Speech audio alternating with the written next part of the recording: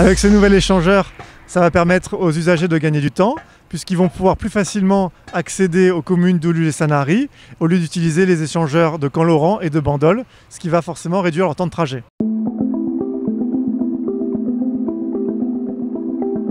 Donc actuellement, on a des travaux généraux qui concernent les terrassements, les chaussées, l'assainissement, les dispositifs de retenue, mais aussi les gares de péage et tous les équipements associés. Donc ces travaux vont durer jusqu'au début avril 2020.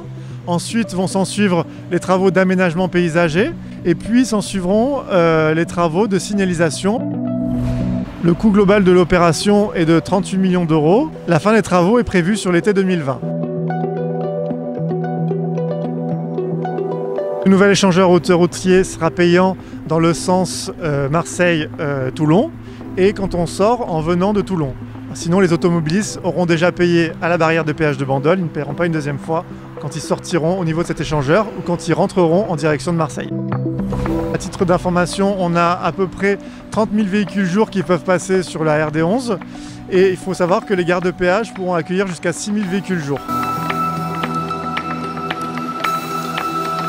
Sur le volet nuisance sonore, nous allons installer des écrans acoustiques au niveau des quartiers qui sont habités et aussi réaliser des isolations de façade.